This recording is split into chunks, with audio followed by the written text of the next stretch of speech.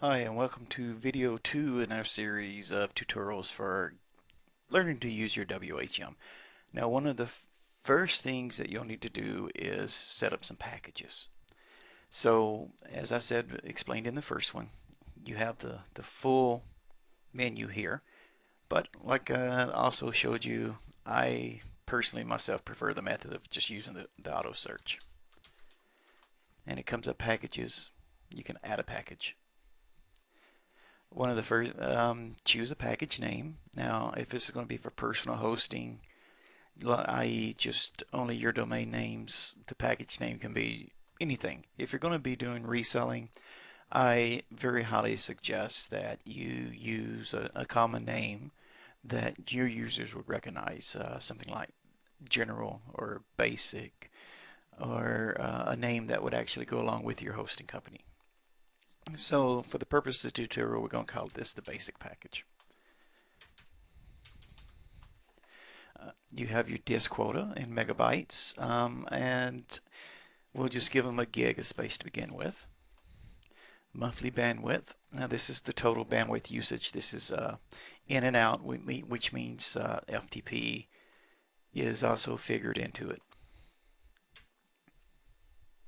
So let's just give them 5,000 megabytes.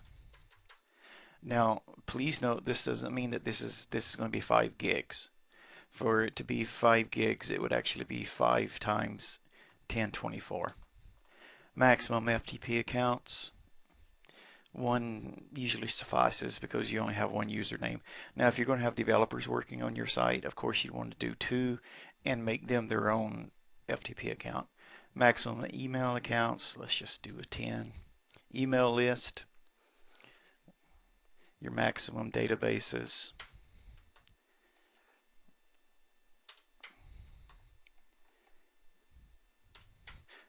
Now, one of the things to note here is for your part domains and add-on domains. Again, if it's for your personal hosting, doesn't really matter. However, with if you're going to be reselling hosting, having your own clients and users, you would actually want to really limit your part domains and add-on domains, and then have a higher package and lift and raise the numbers to increase the value and to encourage upgrading.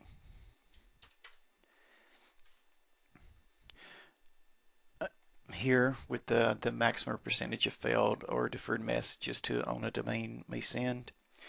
Sometimes you can't edit this. It all depends on how your reseller setup account is set up and what permissions it has. Just as you notice here, you can't set up for dedicated IP or shell access. Front page extensions.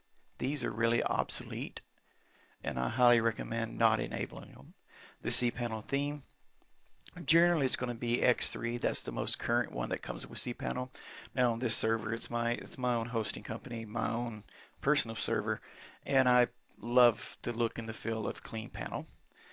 Feature list, the default feature list. We'll get to that in another tutorial, and we simply hit add.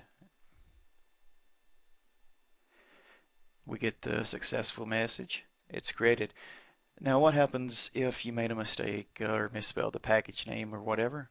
You simply go to edit a package, choose the package, and you edit it.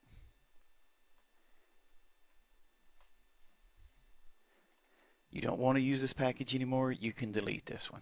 You can delete it simply by going to delete a package. And that's it.